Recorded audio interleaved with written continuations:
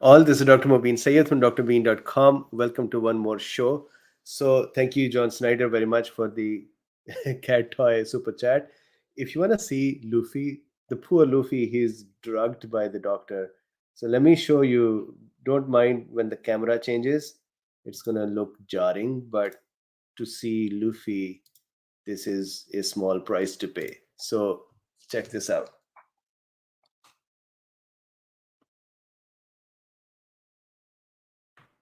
Do you see in that corner? That is Luffy. So he's sitting there so quiet and nice, which is very much not like him. So,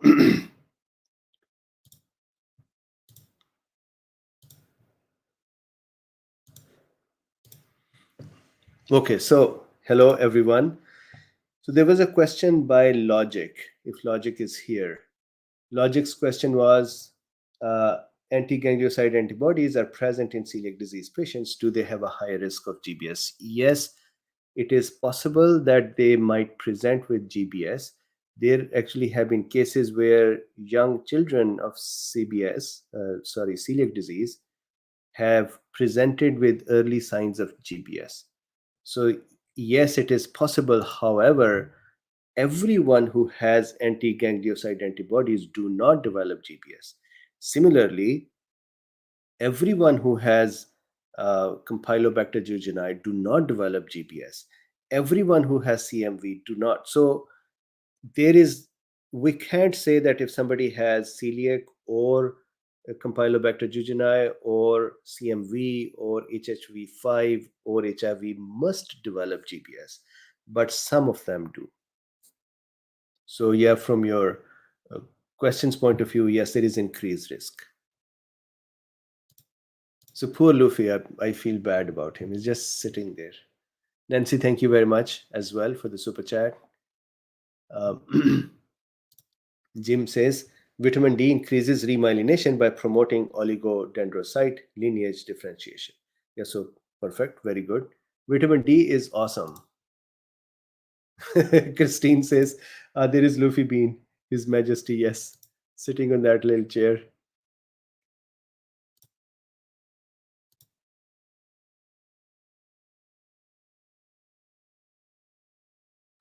Free Luffy, yes. I think he should not take the medicine and just go do whatever he wants.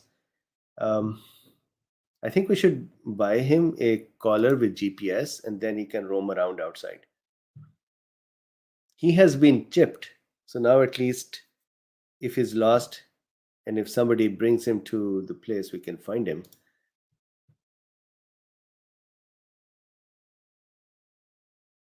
Okay, so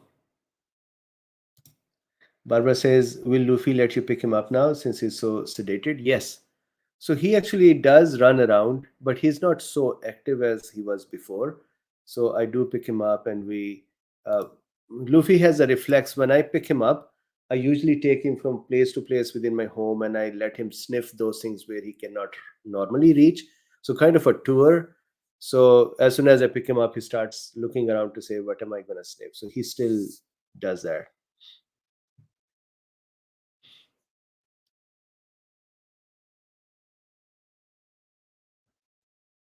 So I hope, Logic, I've responded to your question. You heard it.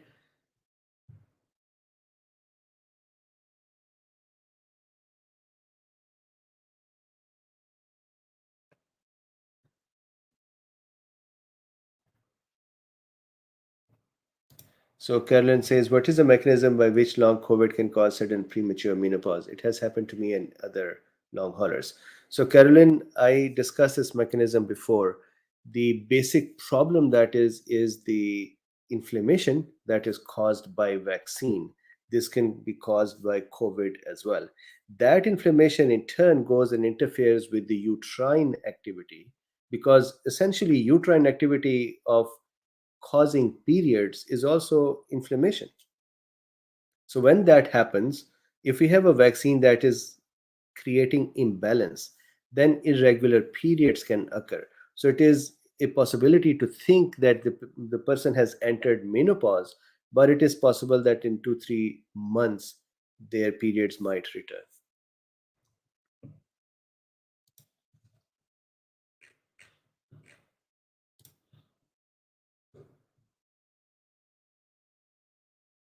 So Daniel says, I have COVID symptoms. I hope you get well soon. How do you recommend ivermectin? To my patients, I give them ivermectin. So COVID can have GIT symptoms. If they have GIT symptoms, I ask them to take it empty stomach so that more of the ivermectin can stay in the GIT. If they do not have GIT symptoms, then I usually ask them to take it with meals so more of it can be absorbed and go in the blood and work in other tissues.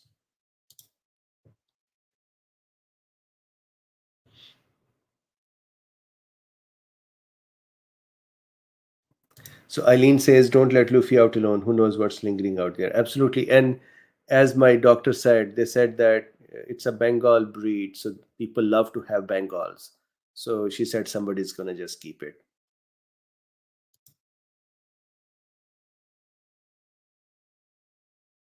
So Algebra says Luffy would do better with pheromones than anti-anxiety meds. Research it. So we actually tried pheromones.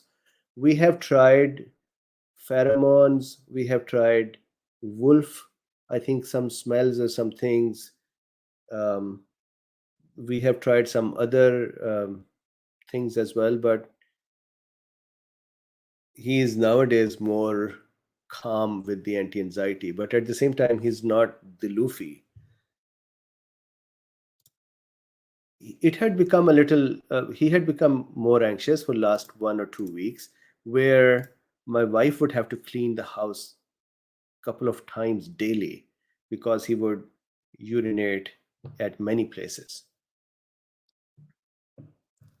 Okay, so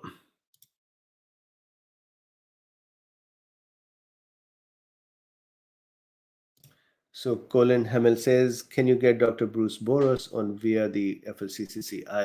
I'll ask them.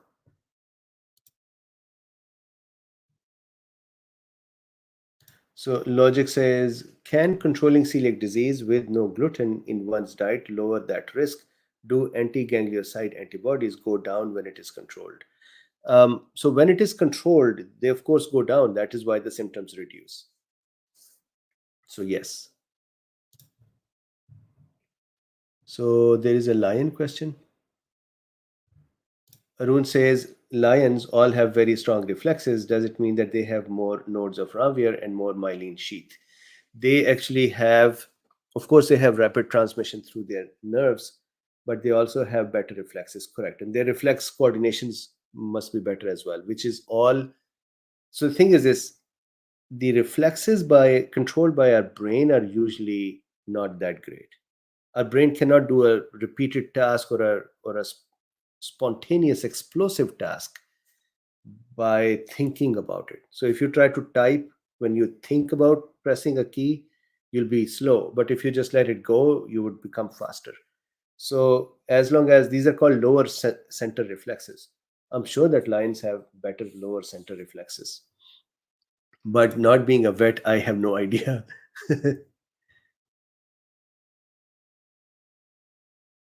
So Luis Grande says, is there an internal mechanism to stop GBS without medical treatment? Some mediating functions internally. So if you think about what is causing the problem in GBS, it is the antibody production and the cytotoxic T cells. That sometimes even in the presence of medical help does not work. 5% of the patients die. So thinking that GBS might be easily controllable outside is a risky thing. In some people, they don't have to actually end up in a hospital. GBS starts and then it actually resolves spontaneously.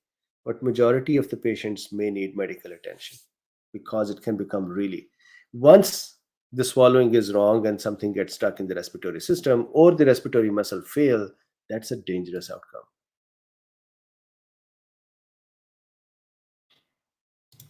So Carlos, did I have to increase the I did move it to zero point 0.3 to zero point 0.4, but not above that. I am kind of scared of moving the dose above 0.4.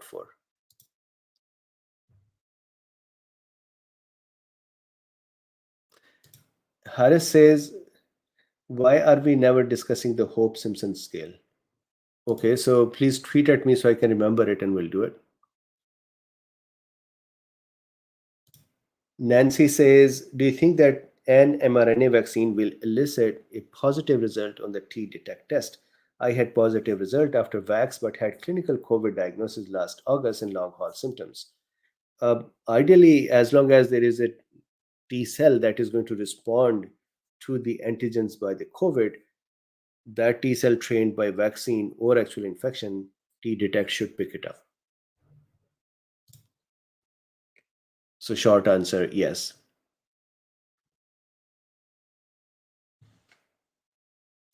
SB says, is it safe to take ivermectin to get the vaccine if on blood thinners? No. So ivermectin can increase the efficacy of blood thinners by reducing their breakdown in the liver. So this should be very, very careful. Please talk with your doctor and then decide.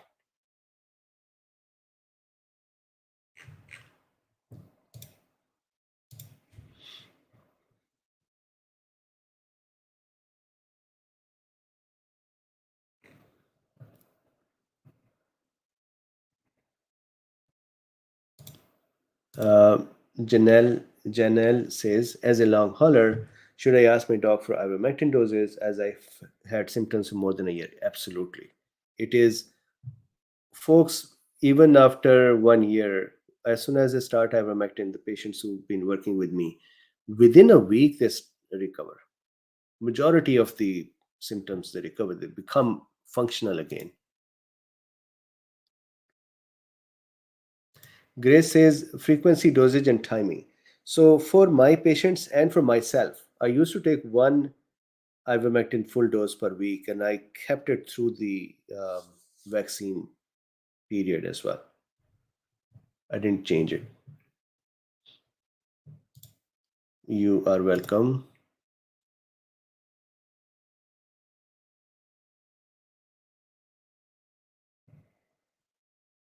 So Carol Ann says high quality fish oils for natural myelination.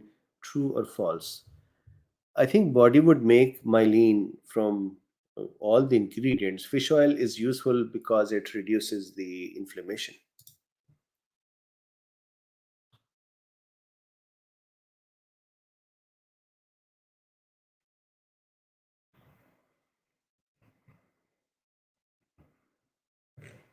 Okay. See more questions. Colombian Coffee Bean says, are renegade antibodies and T cells that cause GBS in response to adjuvant in the vaccines? So that is not known yet. Remember, just like with the original clotting issue or cardiac inflammatory, it's not known what is the antibody attacking in the vaccine. Is it the spike protein or a pattern on that, or is it the adjuvant? So it could be either. Don't know.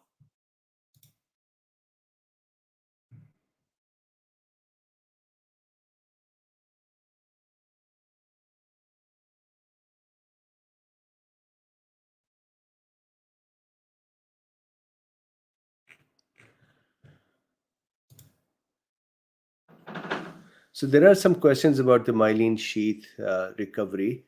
So why not we do a separate discussion as well for the myelin sheath? Luis Grande says, question from Discord the other day. I have not looked at Discord for so long.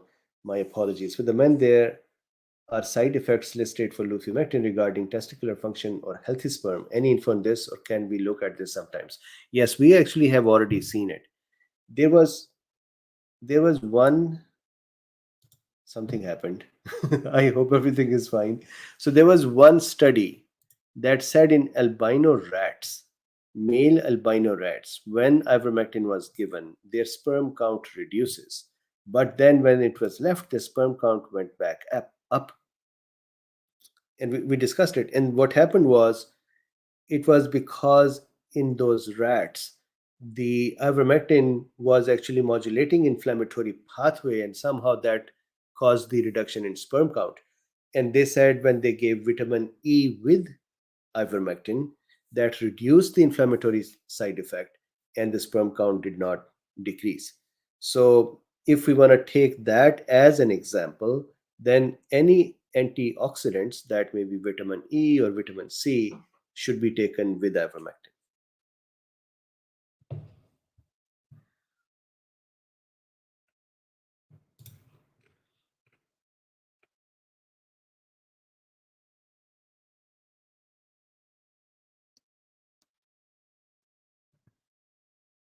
So logic says if you have demyelination due to MS, vitamin deficiency like beriberi, B6, myelitis, hey, Luffy, myelopathy does damage increase your risk of GBS because of current damage. So anytime myelin sheath will be damaged, that can create symptoms like GBS. And if that causes issue with the swallowing or speaking or respiratory controls or muscle controls, that can be dangerous.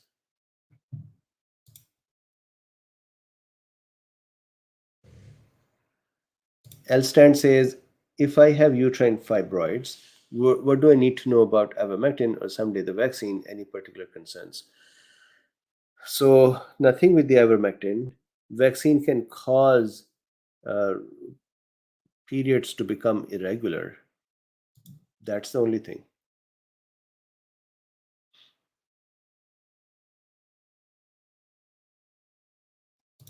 Kurt says, how effective is one dose of the Pfizer vaccine? Are you safe if I only get one shot? Um, so there is not much data. UK has been, of course, delaying the second shot to 84, 87 days. And they have seen that efficacy continues to increase. So I would suspect that that is the case. But how exactly is the efficacy? I did one talk before that one dose of Moderna, for example, was supposed to go up to 80% and Pfizer 84% or somewhere. I cannot recall exactly how much. Probably one was 84, other one was 80, and then Johnson and Johnson and others were lower.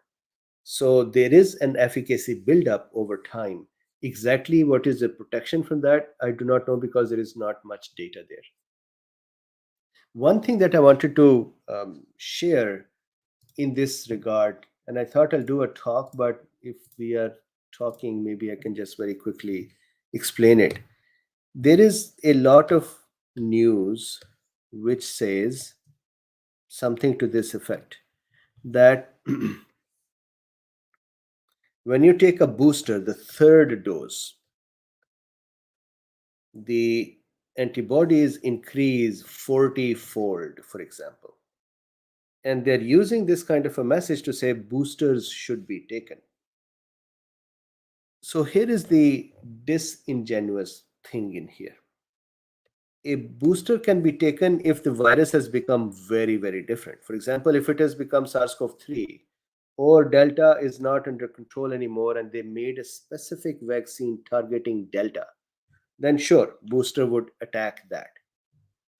Otherwise, this behavior of giving a booster and seeing this change is actually the same as would happen with the infection as well. It is just because the immune system cells are sleeping, and when they would be exposed to the antigen again, they would proliferate, increase in number, differentiate, and start making antibodies. So we would see antibodies to be increased.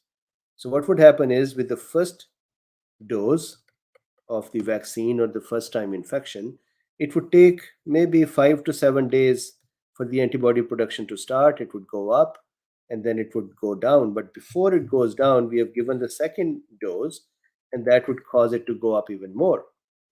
Then it would go down. And then at some point, either the infection or if another dose is given, it would go up. Even if the infection occurs, this would go. This is immune system's normal behavior. So this, I was reading this morning, and I thought this is such a disingenuous thing to say. And I'm sure that vaccine companies don't mind because this is serving their purpose to sell more vaccine. This is disingenuous to say that a booster dose would improve the immune system by increasing the response to 40 times. Well, that also is going to wane. This is just a temporary increase because the body saw the antigen. You can give that booster. So let's say when this wanes, you can give a booster and see the same thing again. But this would be the same thing that would be seen with the infection as well. And body would just come up with the response, increase the antibodies and attack the infection. So does this mean that now we just keep taking boosters? No, the infection, our body would behave the same way with the infection as well. Luffy. Luffy's not talking.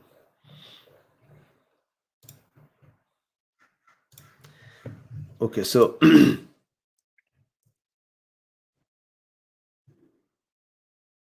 CJ says, will FLCC I-RECOVER protocol for long haul vaccine 4 months after symptoms onset? Yes, it has been working even after a year. Jean Oliveira says, I've read that ivermectin has been shown to repair peripheral nerve damage and possibly promote myelin repair. It was being studied a few years ago related to MS. Possibly it is helpful to have on board during vaccine period of this reason. So if it is the case, so I've not seen that study, so I can't comment, but it's a harmless drug usually to take. So having it should not, as long as pregnant women, small children, people on blood thinners, people who are too old and it can cause dizziness and cause them to fall.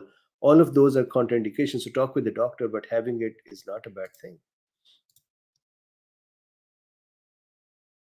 Scarlett says, does ivermectin work against MERS? So ideally, all the structures, for example, RDRP, for example, the 3-chymotrypsin-like protein, or important alpha B work, or nuclear factor kappa B, they are all common in these. The only difference is the binding. So if they are binding not through the same spike protein, then it would not have that part of the function, but the rest will be common. So there should be some effect.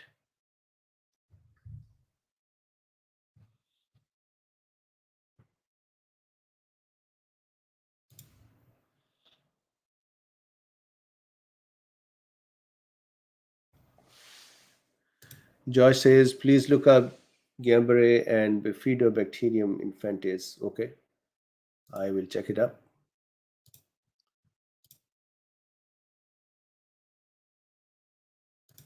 I saw a question which then scrolled. Paulette says, what is the usual dose of ivermectin for COVID treatment for 100-pound woman? Thank you. So to do that is to convert 100 pound to kilograms. Alexa, what is 100 pounds to kilogram? 100 pounds is about 45 kilograms. So, and let's say the dose is 0.2 milligram per kilogram. So that would mean 45 multiplied by 0.2 is 9 milligram per kilogram. Oh, sorry, not per kilogram, 9 milligram if full dose. And so that is the calculation. Some doctors give a higher dose, even up to 0.4. That would mean 18 milligram. I usually start with 0.2. Again, not an advice for you. I'm just doing dose calculation. So my El Basha says, do you suggest a vaccine for long haulers? That's a good question. And there have been some long haulers who said, I took the first vaccine dose and it really helped.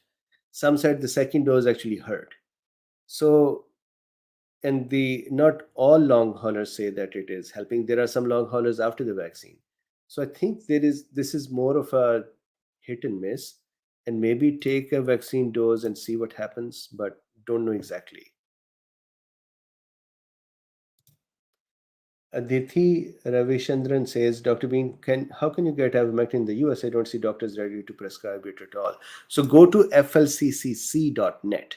Over there's a list of doctors who will prescribe. And then when you go to get it, use GoodRx. They have coupons that would reduce the price from $200, for example, to 30 or 40. So France is leaving. Good night, France.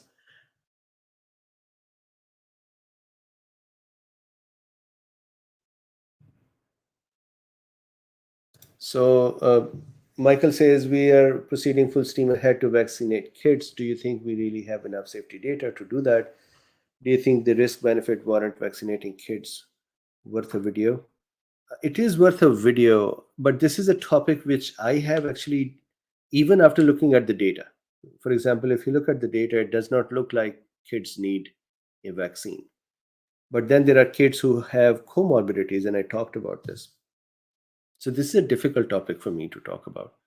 The best person to talk about this is pediatricians. I am not the right person.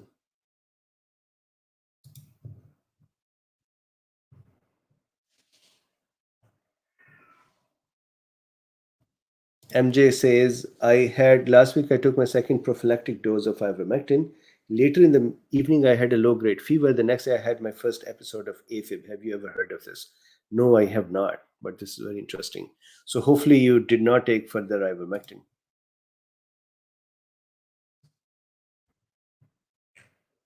Cool. So, let's answer. So KG Kara says, thank you for sharing your wisdom, Dr. Bean. Welcome. Question, how can you get a fluvoxamine RX or COVID? So again, go to FLCC.net. There are doctors who will help with the ivermectin or fluvoxamine or fluvoxamine if needed. Many of them look at the symptoms, see if there is a need for fluvoxamine and prescribe it.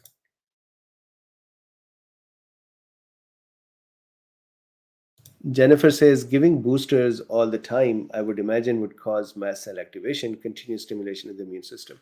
Continuous stimulation does not cause mast cell activation, luckily. Otherwise, common colds will just keep converting into mast cell activations. But we should be careful because so far I do not see, unless the vaccine is changed for the new variants, I don't see a need for the boosters. Unless somebody has, for example, let's say, immune compromise and their immune system is not working correctly, then it may be.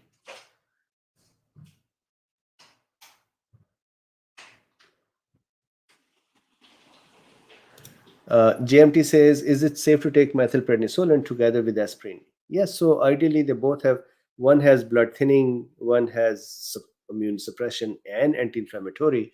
They kind of potentiate the function, but again, I'm hoping within a doctor's guideline and within correct therapeutic doses.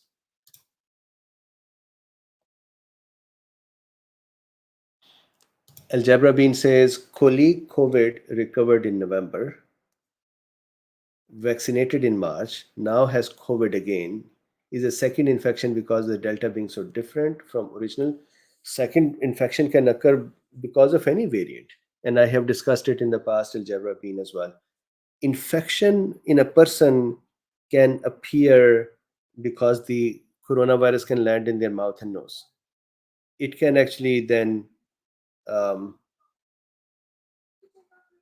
increase their in number as well, replicate there too. And our antibodies and our cytotoxic T cells would take a little bit of a time, 24 to 48 hours, to ramp up and start fighting. During this time, the person can become symptomatic. Even if the fight continues afterwards, ideally, this time the COVID or the coronavirus would have a lot of resistance. So it won't become serious or severe. Ideally, that is the situation.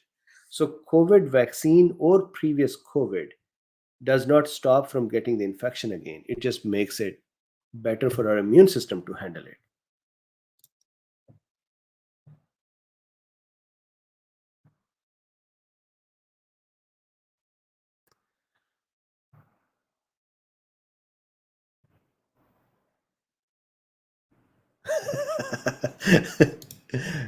Pazazi says, I think Dr. Fauci is very handsome. Possible because his science. Elstand says, I heard someone say these are leaky vaccines in that they suppress symptoms or don't stop infection. And taking them will encourage the virus to mutate. False. Leaky vaccine is a concept, but the thing is this, these so-called experts continue to conflate these words to make up sentences with which they scare the people.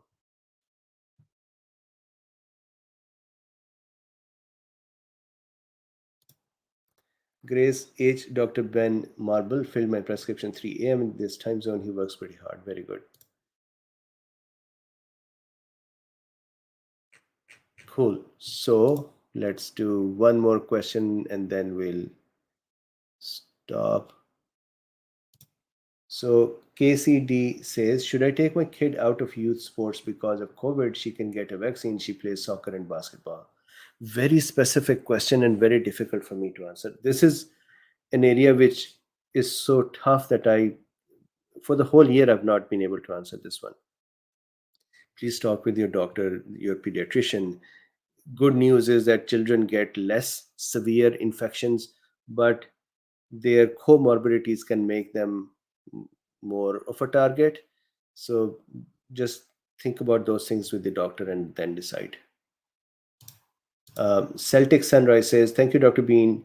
Have you heard an NO nasal spray is now available through an online pharmacy in Israel?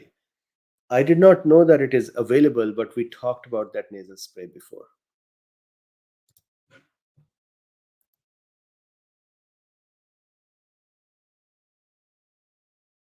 Garrett says, so you think that all of the post-vax symptoms, everything from the brain fog to the GIT to the neurological, will go away in a few months? So there is a patient of mine. She is post-vax. She's 25 years. She had brain fog and visual disturbance in addition to other symptoms. So she is recovered 90%, not 100%. With steroids, fluvoxamine, ivermectin, she still relapses when she exerts herself. So now she's also taking mast cell activation syndrome, suppressors. So 100% I can't say, but enough, for example, for her, it is enough that she has started functioning and doing her job again and started earning her livelihood.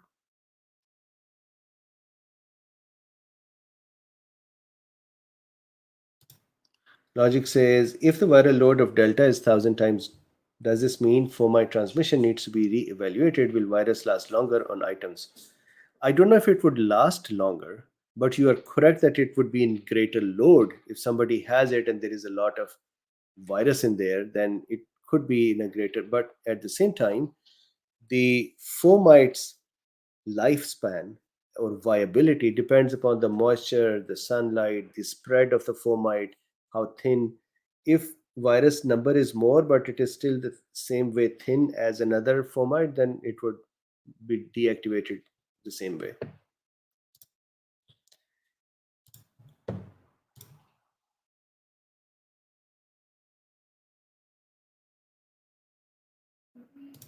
Julie says, I recall seeing you speak regarding Nigella sativa. I cannot recall if you mentioned how it might help in any way with the immune system.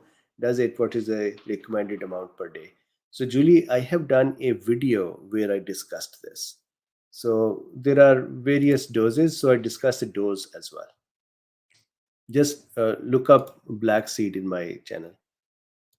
Cool. So, with this, let's break for today. Tomorrow, we'll do a Zoom call. So please do me a favor, please like, subscribe, and share. And if you would like to support this work, there are 3 links in the description. You can buy me a coffee, or you can use PayPal, or you can be a patron. I would see you tomorrow. Bye-bye.